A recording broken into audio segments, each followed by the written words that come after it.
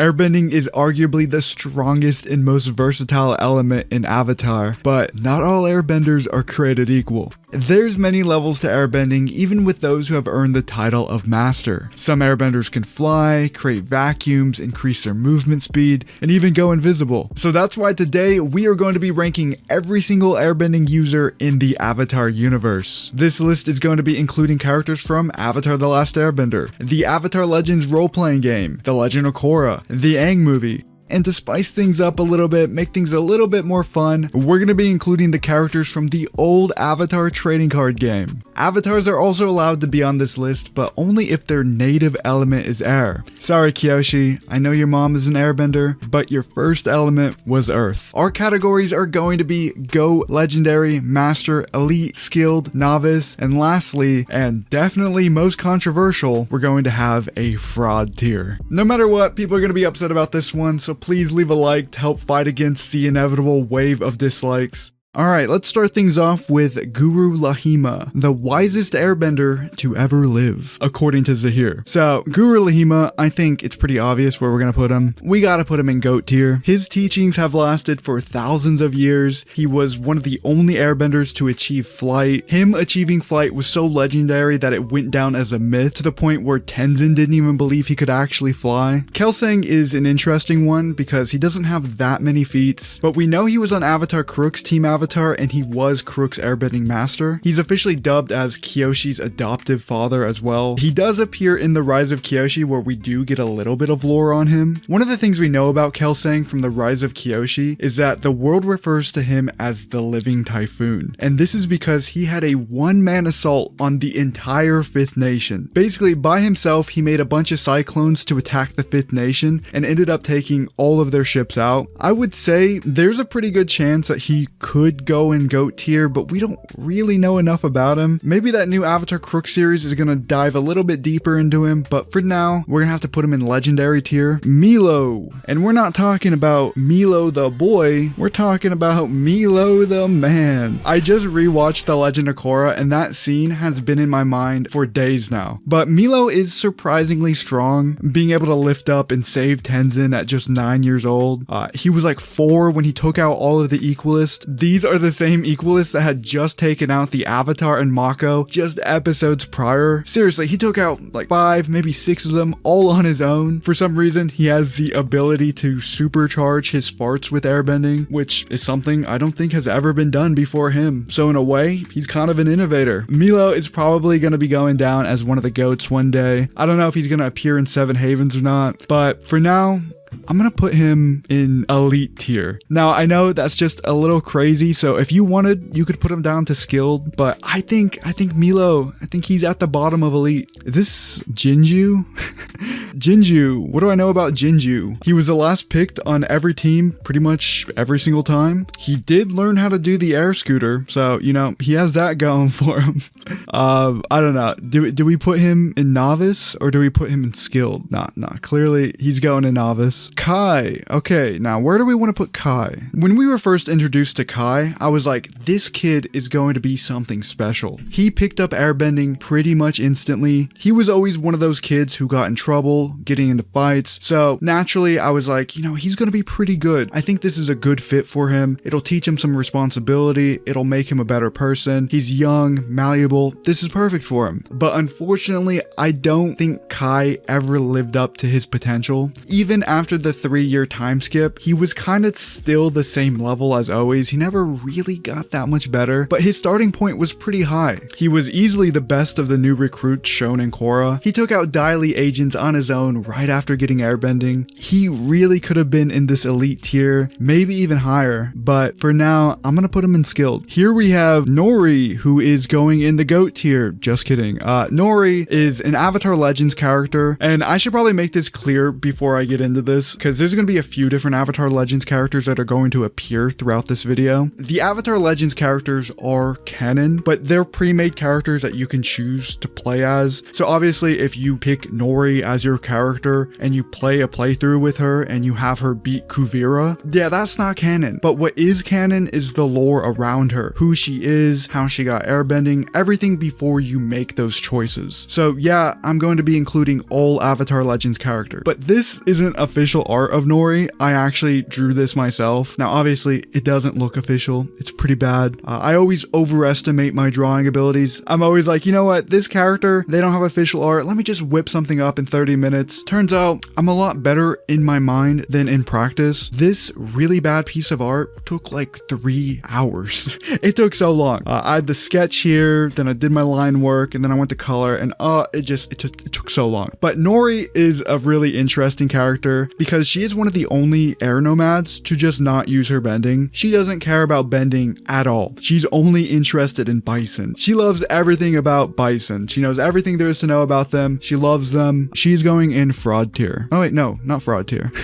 So I'm going to be putting Norri in novice tier. Bumi was a late bloomer. He got bending after harmonic convergence. I think he was 60 years old. So right off the bat, the chances of him ever mastering airbending was pretty low. After the 3-year time skip, you could see it in his character design. He lost a ton of weight. He could use the wingsuit flawlessly. He had a great connection with spirits. When he first got airbending, he went toe to toe with the Red Lotus, which is crazy. And he got the hardest one to deal with too. He had to deal with the lava bender. I feel bad for Bumi because like he clearly could have been a master, maybe even legendary. He just got airbending a little too late. For what we know about Bumi, I'm gonna put him in skilled tier. Malu is a character from the old Avatar trading card game. She was one of the only airbenders to survive when the Fire Nation attacked. It's stated that she taught herself airbending and pretty much mastered it. She also had the ability to control spirits and apparently had the power to vanish at will. Now, normally I'd be like, vanishing at will, being able to be invisible, that's probably not an airbending technique, but Jinora's spirit projection thing, that's an airbending technique for some reason. Because Malu is an almost self-taught master, she could control spirits, she could go invisible. I really want to put her in master tier, but there's just not enough there to put her there, so I'm gonna put her in elite. Afiko the Betrayer. Now, a lot of you may be wondering, why is he called the Betrayer? Well, this guy is the one responsible for the air nomad genocide, at least in the old trading card game. He told the Fire Nation where the temples were, and his whole reasoning behind it is absolutely insane. It all comes down to him being jealous that Aang was the Avatar. When Aang was revealed to be the Avatar, he was like, nah, that's not flying with me, and he told the Fire Nation everything. You would think him telling Sozin everything about the air nomads would maybe earn him some asylum in the Fire Nation, and he'd just live out the rest of his life just chilling there. And early on, I guess it was okay. For 5 years, he was on the Fire Lord's council, but then randomly he was executed by the Fire Lord for treason. Obviously, he is an airbending master. You can see his tattoos.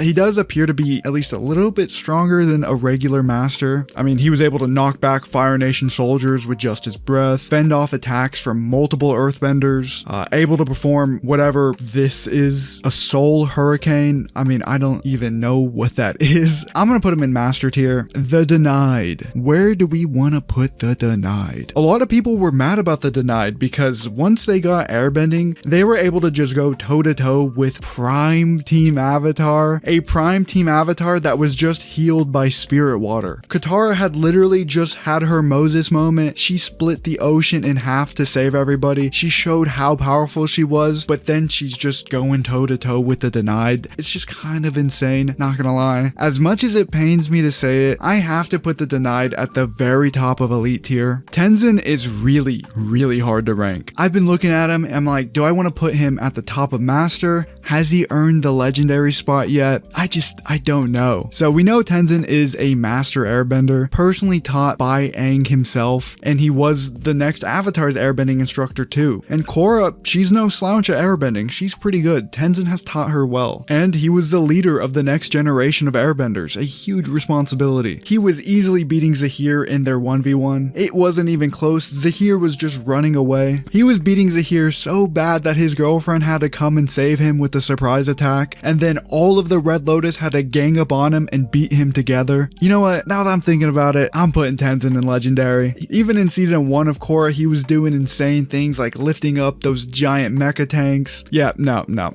he has to go in Legendary. He has to. But that makes me think, where do we put Jinora? Where does Jinora go? Because Jinora is a master airbender, and she had a great affinity with spirits. She was the only one in the entire series who could do spirit projection, which apparently is an airbending ability. But is Jinora legendary? A lot of people argue that her spiritual powers make her a better airbender than Tenzin, but I don't know, because like if it came down to it, is Jinora better than Tenzin at airbending? Is she actually better, or is she just better with spirits? She's definitely not beating Tenzin in a 1v1, even though, you know, that would be weird if they did that. I don't know, it's just tough. I want to put her in Legendary, but Jinora loses a lot. She loses a lot of fights that she probably could have won. Like, she lost to some spirit vines. That's kind of crazy. I'm gonna put her at the top of Master. It's hard. I really want to put her in Legendary because of spirit projection and how sick she is with that, but she has to go in Master. This is Tsemo, who is another character from the Avatar Legends RPG, and she might be the most talented bender maybe ever. Not just talented airbender, just talented bender in general. So she is from the Korra era and was given airbending after harmonic convergence, and she sought out the new airbenders by herself. They didn't have to go and find her and recruit her. She wanted to learn, so she found them. And it stated that she was insanely gifted at airbending and was said to be as skilled as a master in just a few years of training. A few years. Tenzin wanted to give her the tattoos, but Tenzin couldn't do it because she hadn't fully integrated into air nomad culture. She only excelled at the bending side of things. So whenever she gets better at the other stuff, she'll be going in master tier. But for now, I'm gonna put her in elite tier.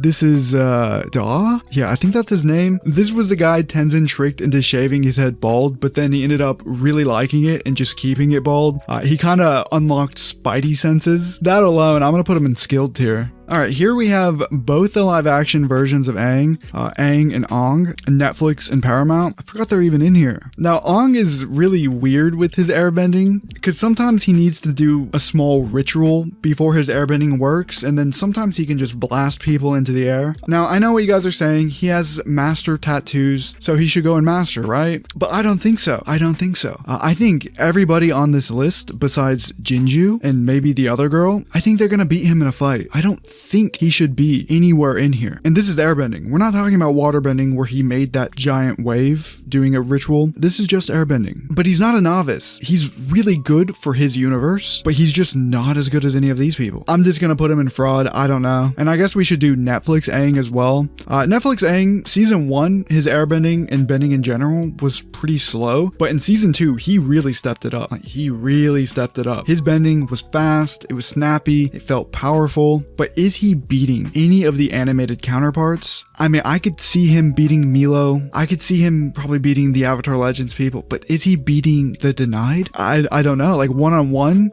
maybe he can beat the guy with the big sword. I don't know if he's beating... I guess he could beat the arrow person. Yeah, I guess he could beat the Denied, but master tier? Is he really as good as the other people? You know, I'll put him in master tier. He has his tattoos, his bending looks good, he doesn't have to do a ritual before every single bit of bending like Aang. We can put him in master tier. Kuon? He's not a fraud. Kuon is definitely not a fraud. He knew he didn't want to be an air nomad. He just happened to have airbending powers. He wanted to stay with his family. He's pretty cool. I respected his choice. You know, you're not gonna just leave your family for a bunch of people you don't know. I guess I'm just gonna put him in novice. He's just a permanent novice. Rioshon, who is another Avatar Legends character, and they're pretty strong. They're the only person on this list who is both a master airbender and a master chi blocker. Now, why is being a chi blocker even relevant? Because this is an airbending list, and it's because chi blocking was probably created by the air nomads and is an air nomad technique. Now, we don't know that for sure. It's just speculation, but we do know that the air Air Nomads kept chi blocking a secret from the rest of the world. It was a close kept secret, and that was pretty much up until she mentored Fire Lord Sozin's sister, Princess Zaheer. Because of that, I think I'm gonna have to put her in Legendary. You guys may disagree with it, but she's going in Legendary. Ikki's pretty solid. She's a good airbender. She helps out in pretty much every fight. She was about to beat the literal Avatar in an air scooter race up until Korra entered the Avatar state in order to win. I remember a scene of her playing an instrument with airbending, which had to have taken insane control. I'd say putting her in Elite with Meelo. I think that's fair. Ryu. Where do we want to put Ryu? You know, a lot of people say I sound like this guy, and I don't know whether to be offended or not. You know, he's a voice actor, and if his voice is good enough to voice characters professionally, then maybe it's kind of cool. I'd want to be a voice actor one day. Airbending saved this guy's life. He was a NEET before Korra came knocking down his door. Literally, he's shown a good amount of bravery trying to save people from the spirit vines. But yeah, he's kind of just a novice. Maybe the tip of novice, almost skilled, but novice. Gyatso, he's got to go in Legendary. Maybe even the top of Legendary. He was Aang's main airbending teacher. He took down a room full of comet-enhanced firebenders all by himself. You guys saw that shot of Aang finding him in the room. There was ashes everywhere, and it was him laying at the top of it. Being able to take out potentially a platoon of Fire Nation soldiers who are comet enhanced all by yourself, that's pretty sick. He has to go in Legendary. I'd say Opal, she's pretty much up there with Kai. High skilled. She picked up airbending pretty fast. She's helped out pretty much every single fight, stood up to Kuvira, saved Korra a couple times. This is Jetsun, which finally has official art thanks to Avatar Realms Collide. She was a spiritual guide for the Airbenders. She's obviously an airbending master. Yangchen sees her as her older sister. There's some lore behind her. She got trapped in the fog of lost souls, and she was just immune to it, to the point where she was seen as a source of comfort to the other people trapped there, which is pretty cool feat, but we don't really know enough about her, so I'm gonna put her in master tier. I think this guy is young. I mean, he's kind of like the same position as this guy, as Ryu. He's just a novice. He has good teamwork. He could go higher to skilled maybe, but yeah, I'm gonna just put him in novice. Same with this person from Avatar Legends. There's not really much to them. They could create mini cyclones, but they're not stated to be anything crazy. Khandro, you can see airbending master, but does he deserve to be higher than master? Does he deserve to be in Legendary? Well, he was the founder of the Guiding Wind. If you don't know, the Guiding Wind is a group of airbenders from the Roku era. They're supposed to be a renegade group, and they believed that the Air Nation had grown too reliant on cooperation from these corrupt governments and wanted to eliminate monarchs from the world. Anyway, Khandro is another master airbender. He was able to create cyclones, which is stated to be a rare technique, but it seems like almost everyone on this list can create cyclones. He could use airbending to amplify not only his running speed, but also his defensive speeds as well.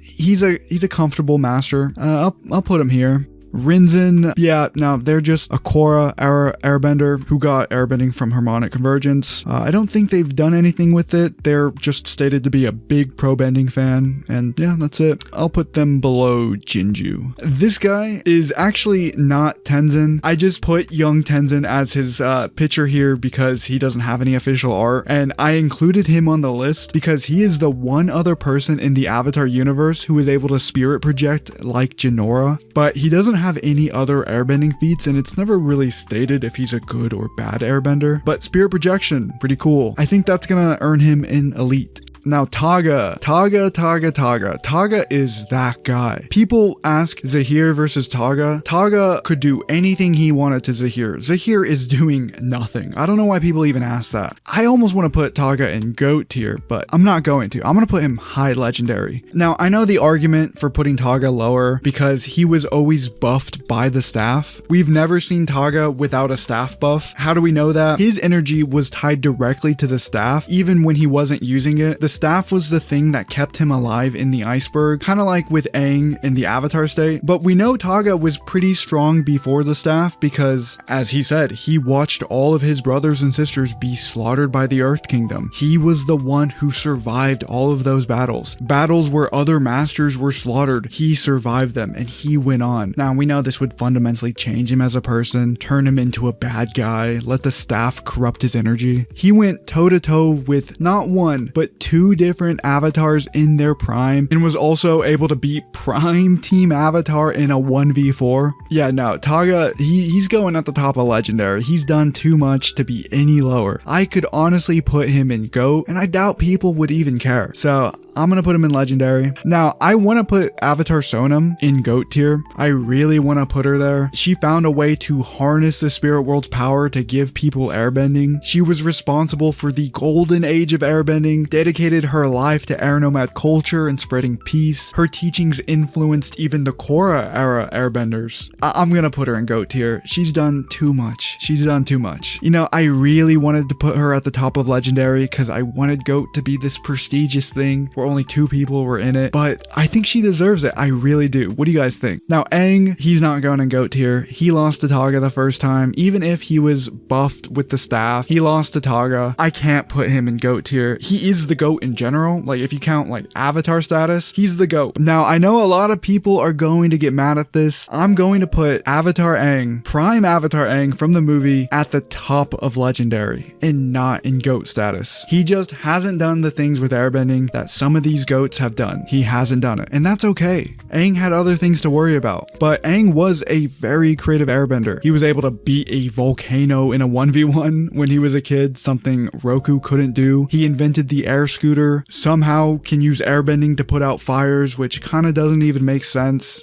Was able to easily use Kyoshi's fans, the youngest airbending master at the time, better than many of his teachers when he was 10. He could use the air scooter as fast as a train. As an adult, he had a giant air scooter. He could create tornadoes by running in circles. In the movie, he instantly picked up a technique he saw Tagah use. Also instantly picked up the technique that Tagah taught him. He could almost be in GOAT tier, but I'm putting him at the very, very top of Legendary, almost in GOAT tier. Now we have Avatar Yangchen. Some of her feats are just ridiculous. They don't even sound real. Yangchen is pretty much who casual fans think Kyoshi is. Yangchen was able to amplify her screams with airbending, and she could do this so powerfully that it would physically hurt people's ears. She could create vacuums and drain the air out of a room, which can render people unconscious in seconds and even kill them. She could even take this technique even further by creating small localized vacuums in front of combustion benders' explosions to cancel out their blast. She can casually create cyclones. She could amplify her speed with airbending, so much so where she could cross a field in the blink of an eye, carve channels into the ocean with airbending. She can do it all. Yangchen is comfortably in GOAT status. Alright, now we have Zaheer, who's going in fraud.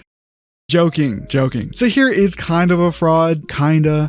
Not really. He was just being smart. So the thing about Zaheer is one of those guys who is never going to take a fight that isn't advantageous to him. Every single time he ever fought anybody, he had a huge advantage. He wouldn't even dare to attack Korra if she wasn't heavily nerfed. If she wasn't in chains or poisoned or both, he didn't want any part of that. So that's why a lot of people probably would put him in fraud tier, but Zaheer's pretty good. He's pretty nice with airbending. He picked it up fast. Now, although he got destroyed by Tenzin and refused to fight a pre-nerfed Korra, that was him only days, maybe weeks at most after getting airbending. And he was in these fights. Whether he nerfed them or not, he was in them. And he did learn how to fly, which is a technique of the GOATs. That is a GOAT status technique, and he learned how to do it. But overall, he's not a master tier. He's not even close to a master. But I would say he is the best person here in Elite. Alright, that's the list. Let me know what you guys think in the comment section down below. That was a hard list to do, I'm not gonna lie. Let me know if you agree with any of these, disagree, where you would rank them. I'll be reading every single comment because I'm curious and I want to know what you guys think. But other than that, that's it. Leave a like if you want more videos like this, comment down below, and I will see you guys soon with another video.